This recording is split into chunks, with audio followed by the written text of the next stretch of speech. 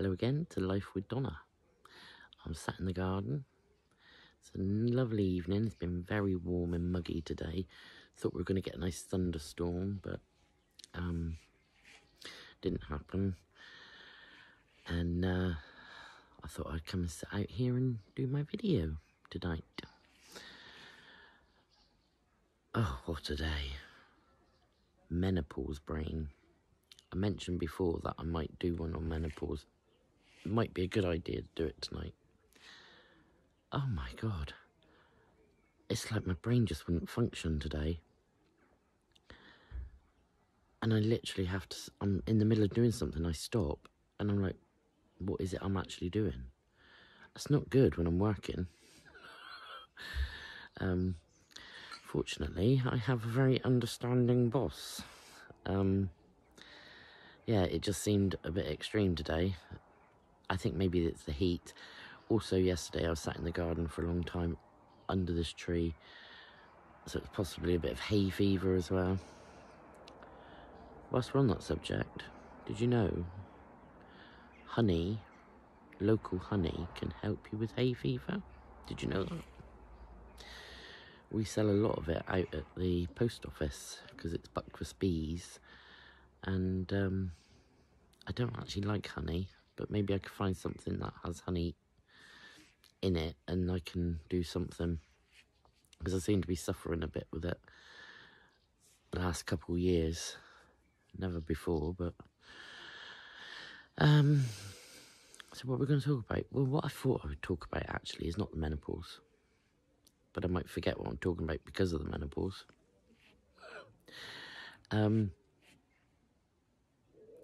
Music's always a good place for me. We're a very musical family, and from a young age I remember my mum always piano, guitar, and we always had music playing and that. And then obviously when Mum and Dave started Take Two, so I think it's probably about 12 or 13 when I was allowed to go to a gig of theirs. And I remember the first time ever that I sang with them was at the ECC Club in Newton Abbot. It's ECC Club or Working Man's Club or something. I can't even remember what I sang now. Got up and sang a song with them. Might have been Daniel. I used to sing Daniel, Elton John, or Great Balls of Fire. The Letter. I've done a few over the years, but do remember one, my mum's brother, Jonathan, God bless him, not longer with us, but he was a fantastic guitarist. Amazing. Very sort of Dire Straits. He loved Dire Straits, and the electric guitar, still now I can hear him playing it, and he was amazing. And this one particular night, I can't remember where it was, I think it was in Paynton, and we had rehearsed all week with Jonathan because he was going to do this gig with Mum and Dave, and he had a drinking problem, Jonathan, and that's what took him in the end. But every now and then, if he, was maybe trying to sort himself out, I think maybe Mum and Dave were encouraging him or something, and I remember he was there all week rehearsing, and we were doing Eurythmics song. Name will come to me in a minute. The Miracle of Love. It's a song, I love that song, and I always wanted to have a go at singing it. And and it's got a guitar solo in it, and we'd rehearsed all week, and we went to this club, and I think I don't know if it was the first song I'd done, but Mum will say now it was one of her favourite moments when she's been doing music, because it all just came together. And but I remember when I started singing, everything went dead quiet. It scared the out of me, because I was just really aware that suddenly the whole pub had gone quiet, not realising that was actually probably a good thing, because they were all taking notice. But I can't remember how I was. I think maybe I was about 18 then, maybe younger, I don't know, can't remember. Yeah, and this moment where everything just went lovely, and I can remember it sounding lovely. Jonathan played it beautifully, and yeah, that was a really lovely moment for all of us, really. And just going off wherever things come into my mind, I was just thinking of, great gigs, great moments, and that. I remember when I went to see Guns N' Roses. I seen them twice, so I saw them at the start of their Use Your Illusion tour and at the end of it. And the first one I saw was at Wembley, and I can't remember who had supported. I think it was when Faith No More had supported, and maybe the Cult. I can't remember. But we were waiting for Guns N' Roses to come on, and we had to sit down on the ground in the stadium, and you all had to sit. I think they were to space people, I suppose, and they were playing music, and they played Nothing Else Matters, Metallica, and everybody was singing along, and then they played Alive by Pearl Jam, and everybody was just there. It was hot and it was lovely, and everyone was singing along. We were waiting for the bands to start, and it was, oh my God, it was amazing. It was another moment like that. And then on the second time, I saw them at Milton Keynes Bowl, and so I went with my friend Debbie, and at the bowl, I don't know if anybody's been there, whether it's a usual thing, but they had like a penned off section at the front, and I think it was for disabled and things like that. And at the time, it wasn't there, it actually passed, but so when we were at the Wembley one, at that time in my life, I was having blackouts, like these. They thought I was epileptic, but it only happened for about a month, and then it never happened again. And I would just be like this, almost like narcolepsy, I suppose. I'd just crash out and have a little snooze, and I think I was aware. I don't know, I can't remember if I was aware or not. But yeah, when I went to see Guns N' Roses the first time, was in the midst of these things. So I know Debbie was like, you can't, we've got to stay together and everything. And I remember at one point we got separated, and I think it was when Faith No More was on,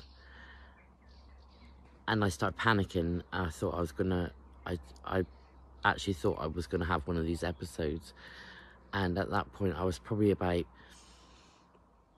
10 people deep from the front, and just having this almighty sort of fear. And there was these 5 or 6 lads around me, all absolute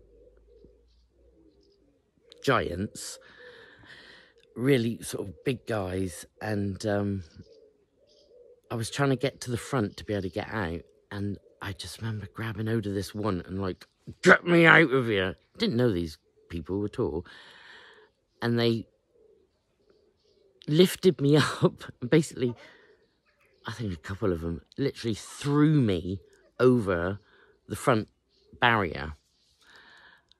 And I went in and I think I had some water and had a little bit of a breather, and then I said I was okay, and they said, okay, great. And I was like, well, I want to go back where I was.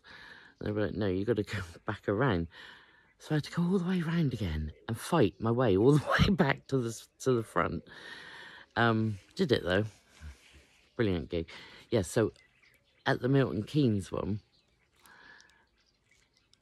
Debbie said, we wanted to get into this pending bit because it was really close to the stage.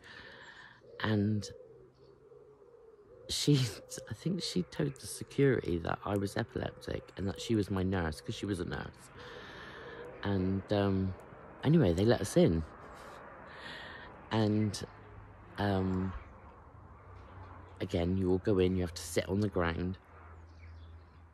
It would not been such a nice day. There was hay down on the ground because it was all muddy. And we sat down, and the cult were supporting at that one. And I remember when they were playing, this sounds like I've made it sound so wonderful in my head, but it is actually what happened. They started playing Here Comes the Rain as the skies opened and the rain came. It was one of those serendipitous moments that was just, and it was the cult, and it was wonderful. And then Guns N' Roses came on, and it was a completely different gig to the first time. It was a completely different set. And I think he was called Gilby, the guitarist, had broken his arm. So Izzy Stradlin came back. I think I'm remembering this right. And maybe I need to check this up, but I'm sure it was Izzy came back to play because there had been a rift in the group and he had left and he came back. So there was like the original lineup, and then we were at the very front, and I had snuck in a disposable camera in my knickers because it was known that, I mean, you weren't allowed to take your cameras in. That wasn't allowed anyway. But it was known that Axl Rose would literally pinpoint people out in the crowd if he saw them taking a photo. Sometimes stop gigs and all sorts. So so I snuck this camera in, and I just got some photos of the cult and everything. We were so close. It was brilliant. Guns N' Roses came on, and at one point, Axl and Slash stood right in front of us, and he's playing his guitar and Axl's doing a proper pose, and I thought, I don't care, you can throw me out now, whatever. So I got my camera and took a few photos, and I swear they posed. They probably didn't, but they probably couldn't even see me with all the lights and everything, but it felt like they were posing. Anyway, brilliant gig.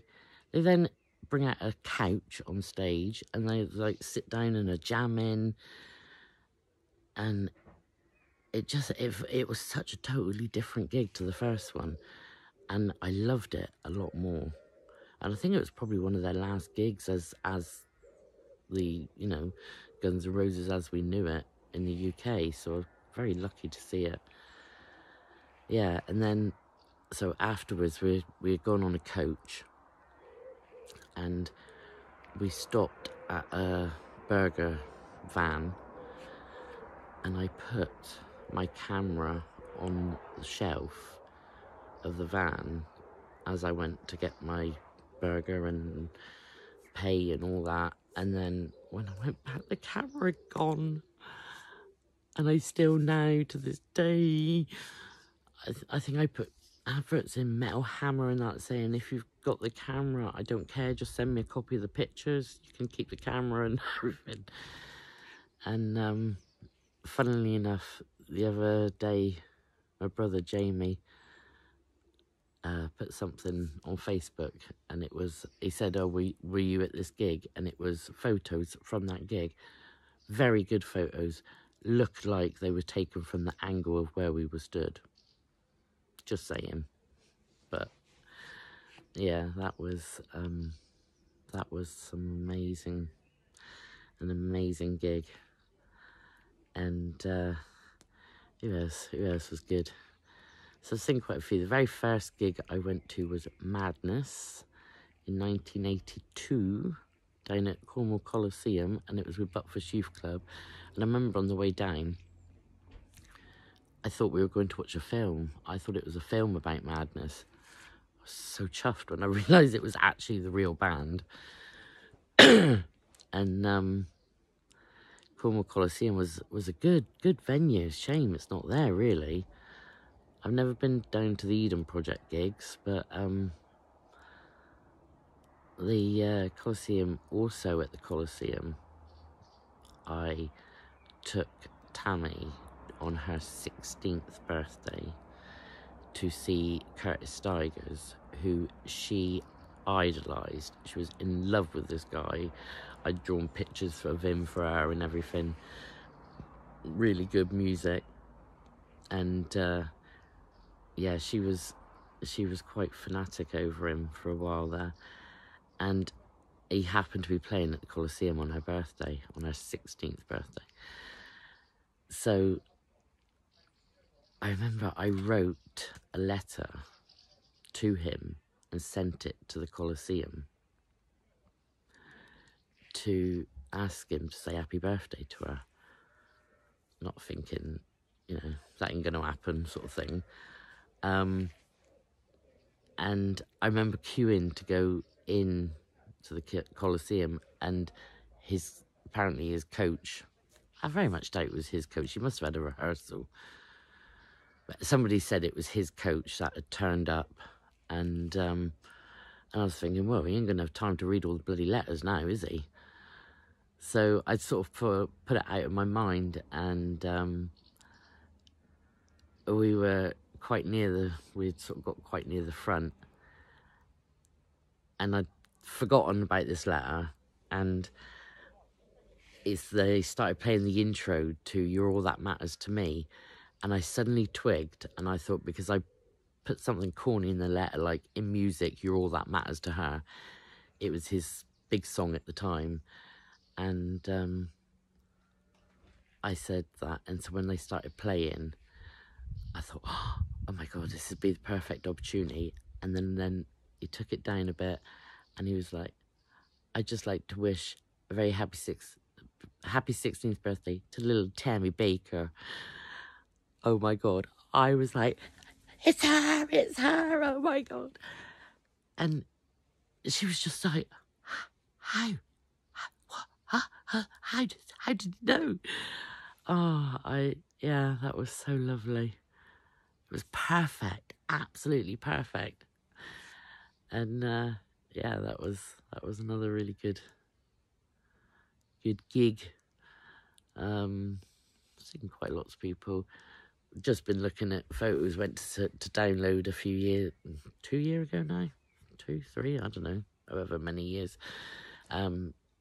Took Paige, and we went and we saw Aerosmith, which was a band that I'd always wanted to see and had never seen, and that was amazing. I was looking at photos of it tonight, funny enough. Maybe that's why I'm talking about these gigs. And obviously I have my pending gig coming up, and I see I've been talking for 19 minutes, so maybe that's where we'll leave it tonight and make this a non-waffling video there. And now I'm going to end the video, and I'm going to do it just by saying, hope you all have a lovely day or night or whatever time you're watching this, and keep smiling.